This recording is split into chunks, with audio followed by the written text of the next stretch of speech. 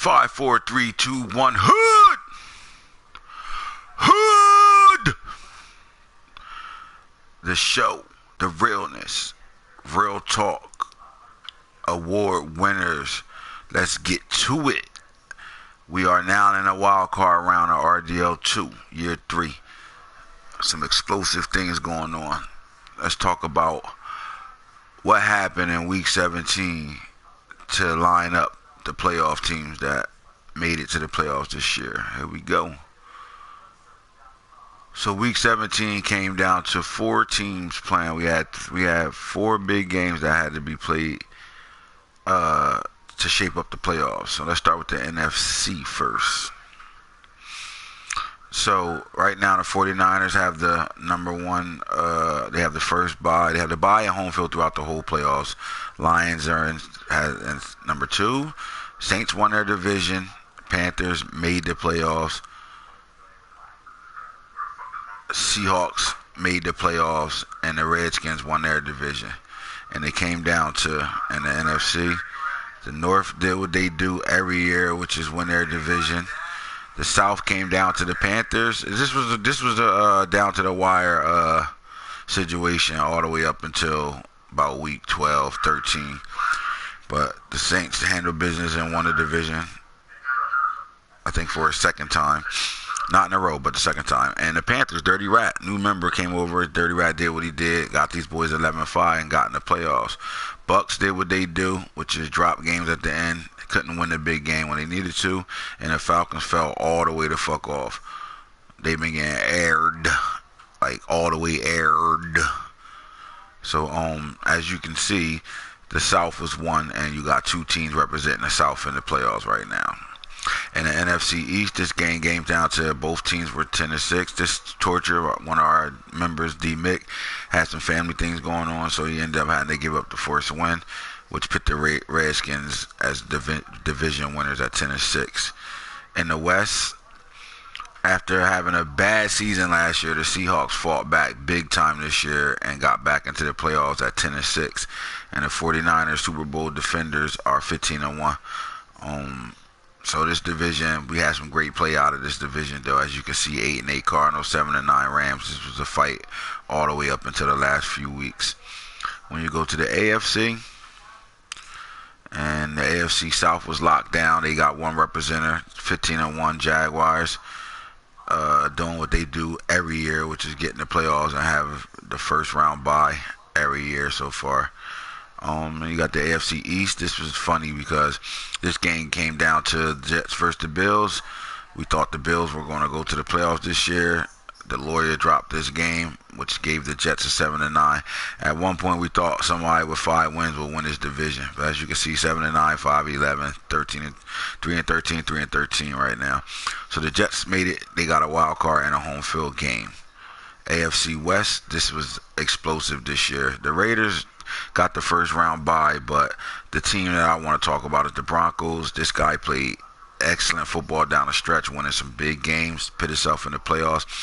Even with that being said, week 17 had to be played by certain teams for this guy to lock his playoff spot up. And the Chiefs has a new head coach over there, and he's going to do some things in this league that can be really scary for the AFC division right now. But the Broncos, the hot team, the Raiders, we're not going to talk about the Raiders. They did what they did had to get here. Most of it was all computer love, but hey, man, you're there, man, and you're sitting in a divisional round waiting for your opponent right now. And that was the playoff picture right there, okay? So now when you go to the AFC North, which is the best division of football, it came down to, as you can see, this was very close. So the Ravens coach unexpectedly got fired yesterday, and the intern coach came in and won a big game. This was funny because the Bengals, for some reason, thought they had the sure shot lock to make the playoffs. Sat all their starters down in this game. This coach should be fired. Sat all his starters down and lost the game that kicked him out of the playoffs, which allowed the Browns to sneak into the playoffs, which in my eyes is very scary to let him sneak back in there because I think he's going to do some things in his playoffs. And not because he's a death row member. I just think his team caught fire at the end. And the Steelers did what they had to do to get to where they are right now. And this is the matchup in the wild card round, Steelers versus Browns right now. But the Bengals, man, I lost $50 on him last night betting that he will win this game. And he fucking comes in and sits all his starters down. That GM and that head coach need to get canned for that shit. Alright, so with that being said, we're not going to talk about the wild card round and what games was played yet. We're going straight to the stats and standings, and stats and awards. This was a hell of a year this year. And let's see right now, the MVP of the 2020 NFL season at RDL2 is Mike Boone nephew, Cincinnati's running back. Undrafted running back, came out of nowhere and did his thing to become the MVP of this year. And he did it with breaking the most rushing touchdowns and most touchdowns in a single season. He broke Mike Weber from last year's spot. Palmer had a great season. He stepped up at the end. This guy threw 58 touchdowns, breaking a record. Armstead has been solid for 2 seasons straight, and he was in a race all the way up until the last game. He played and he didn't have a really good game, so that lost him the MVP race. Lamar Jackson sitting there, Interstate 11, Leonard Fournette, and Chark. All right, so let's look at the AFC and how things went down. Offensive Player of the Year, Leonard Fournette. The Raiders. Everybody killed him for making this trade. He gave up the house to get it, and Leonard Fournette turns around and shows him why he was supposed to give up the house for that. N'Keal Harry, the rookie sensation. Now, we know the Jaguars has a unique way of getting his receivers the ball. He's drafted top receivers each draft class we had, and he's made them special each draft class we had.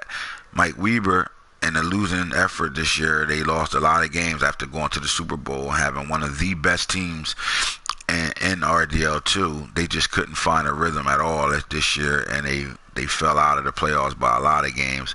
But Mike Weber still was consistent in that 6-10 run over there and came in 3rd place in Offensive Player of the Year. Saquon Barkley is starting to look like the Saquon Barkley we've been waiting on. He's doing the damn thing right now. Defensive Player of the Year over there, Jalen Phillips. This guy's an animal, 20-plus sacks. Christian Wilkins, I really like him. He's a sleeper. No one's really, they forgot about him. This guy's a beast, though. He was one of the best D tackles to come out in last year's draft. In draft 2. Shaquem Griffin still doing what he do, and the Raiders is up here a lot, as you can see. They got Yannick up here, and they also got Darren Lee. These are all trades and off-season moves they made to get to where they are. Offensive Rookie of the Year, N'Keal Harry won it by hands down. Not hands down, but he won it. And like I said, this receiver is special, and he's going to be great. DeAndre Swift, man, took over the starting running back job from the first-year MVP, Nick Chubb. And all he did was come in and rush for over 1,200 yards and score plenty of touchdowns. Stephen Carr was a really good running back. He was the number 2 pick in the draft. This guy got hurt, though, wearing that donut. He broke his neck, so he missed about 10 games. But within that being said, he still rushed his way to the 3rd spot as a rookie. Greg Dortch was one of the most exciting players on the 3-13 team. This guy stood out all season long, and N'Kosi Perry sitting at 5. All right, it's Defensive Rookie of the Year. Again, Jalen Phillips, Nate McBride. This middle linebacker had more sacks than most people, defensive ends, in their original pass rushers. I really like what Leonard Warner did too over here. And Walter Grant was traded from the Eagles in like week 9 and went to the Browns, and he's the reason why the middleman is sitting at defensive end right now. And this guy came in and just turned up and did what he always do, control the middle of the field. All right. Trail Hobbs played big. Elijah Blades played big. The Bengals had a great season this year. Best quarterback goes to Hunter Johnson. Now, right now, we have a quarterback controversy going on in Duval County right now. Hunter Johnson came in mid-season when Will Greer got hurt, and all he did was throw for 70% of his completion. He completed 70% of his passes, and he was lights out, still in the job over Patrick Mahomes. Drew Lock, that's going to be a name to reckon with, and N'Kosi Perry at 4. Wentz at 5. Best running backs, Leonard Fournette got it. Weber, Saquon Barkley, Geis, Freeman, Swift, Carr, Cook. At wide receiver, Harry, Dortch, Hill, Moore, Sutton, Richards, and Callaway. Offensive line, Jaguar, Jaguar, Jaguar. You see what the trend looking like? This guy looking like me more and more, baby. Way to put that shit in. Way to put that work in and get them offensive lines up there. Raiders got a guy up there. Steelers got a guy up there. Browns got a guy up there. This guy's one of the best linemen in the league.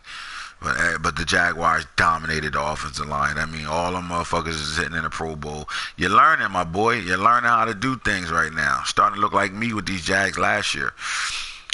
And again, defensive line, Jalen Phillips is one of the best. He was the best defensive lineman coming out in his class from high school. He was the best coming out of college, and he's right now being the best in the league right now. Wilkins, the Raiders did their thing this year, man. They got players all over this fucking top award winner. But as you can see, Jalen did his thing. Linebacker, Shaquem Griffin, Walter Grant, Tremaine Edmonds. Tremaine Edmonds sits there all the time. He's a beast. Warner, Smith, Kendricks, and McBride. Best DBs over there. Derwin James, one of my favorite players. Or anybody come from Florida State is going to put work in. Bottom line. Artie Burns stepped up. Got the number 2 spot. William Jackson stepped up. Deion Sanders Jr. stepped up. Ramsey's always going to be Ramsey. And that's the AFC. And the NFC, let's get it. So Offensive Player of the Year was Interstate 11, who had an outstanding year this year. 3,000 yards, 30 plus touchdowns. He still ain't outbeat what Chark did in year 1. But Armstead still did what he did. Mike Boone came out of nowhere. This guy is the lightning of the Thunder and Lightning backfield for the 49ers. And all he did was when man down went down, LJ Scott went down week 9, and he just took the whole league by storm real fast. And before that, he was getting 6 to 7 carries a game. Still was averaging 100 yards and a touchdown. DJ Chark does what he always does. Palmer and Jackson. Defensive Player of the Year, Montez Sweat. What can I say about him? This guy in 2 seasons got almost 100 sacks in 2 seasons. Most people can't do that in a career. But this guy almost got 100 sacks in 2 seasons, and he's going crazy with that fast and furious defense over there. Josh Sweat has been solid. Ron Johnson, the Camden product from our hometown. Ron Johnson, all he did was come in as his rookie and just dominate at the defensive end. All right, you got Devondre Campbell. Bradley Chubb played big for the Niners. Frank Clark, he had 20 plus sacks this year. Reuben Foster played big. All right, Offensive Rookie of the Year, Jerry Jeudy did it from the run game and as a receiver this year. Cam Akers, another Florida State guy. Ty Chandler in a 2-14 effort over there. He was consistent. J.K. Dobbins, another Ohio State product for the Eagles. And Lowell Narcissist. I really like the fact that Lowell Narcissist is on this list because he had an outstanding year as a rookie, and he got hurt last game of the season, man, which had to go into the playoff game with Geno Smith, so that sucked. But this guy played big. Don't sleep on George Campbell, another Florida State guy. And Toa Tag is going to step up a little bit more. Tate Martell. I like what they did over there. All right, Defensive Rookie of the Year, Ron Johnson, man. This guy was off the hook this year. He was second to a Sweat, but he played real big for them. He's a shutdown. This guy is going to be amazing years to come. D'Angelo Gibbs might be the best safety in the league right now, by far, as a rookie. I'm not saying by far, but he's definitely up there with the best safety in the league right now. This guy got knockout hits. Here's Sean Teller right here. If you're looking for a Sean Teller remake, this is Sean Teller right here. But with that said, Cyrus Fagans also had a big year. Bears Robert Barnes had a good year, and Malik Gray had a great year too. So we had some good defensive rookies out there balling. Palmer and Lamar Jackson with Josh Allen and Josh Rosen all took the quarterback. Top 5. Best running backs, Mike Boone. Like I said, this guy put numbers up, and he ain't even play a full season. Armstead, Jaron Lucas over there in the Rams. This is a big back with speed, man. He's off the hook. Ezekiel Elliott might have had his best season this year. Ronald Jones does what he do every year, which is stay consistently in the top 5. Sony Michel and LJ Scott was winning every award up until he tore his stomach muscle and sat down for the last 6 games, but he's still in 7th place. At receiver, Interstate 11 said he's the best receiver in RDL2. Right now, he's the best receiver in RD2. But then you got Chark and go get it right behind him. But here's the sleeper, Benjamin Victor. If you don't know who he is, you better get noticed to him right now. He's another tall receiver with deep threat ability at any moment. And the Giants were throwing the ball to him early and often, along with Deion Kane right now. Jerry Jeudy did what he did. Most of that came from the run game. Calvin Ridley was solid all year, too. O-line, 49ers. Lions, 49ers, Lions, 49ers, Lions. D-line, Josh Sweat, Frank Clark, Ron Johnson, Bradley Chubb, Joe Jackson, and Anthony Barr. Best linebackers, Montez Sweat, that's the fast out of the furious.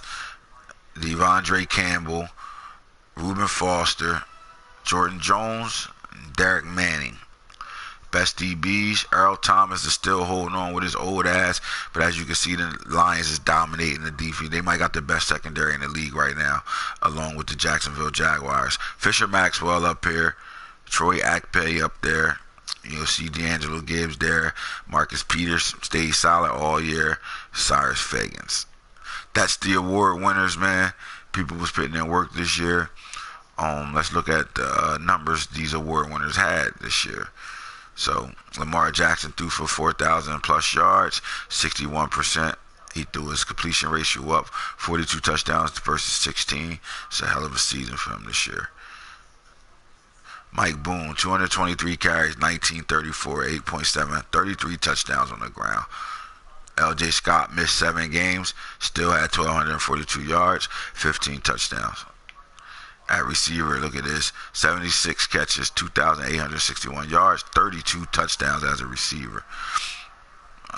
This is who I want to look at. Both of these guys. You see this, 66 and 63 catches, 12 and 1,600 yards this year. This is amazing. Watch out for these Giants, man. I think they're going to fight for that NFC East next year. I think they really going to make a push to be in the playoffs. Let's look at Hunter and what he did. Look at that. 2,000-yard receivers and almost another 1,000-yard receiver right here. They spread the ball around. 15.2 average catch, 14.2, 13.4.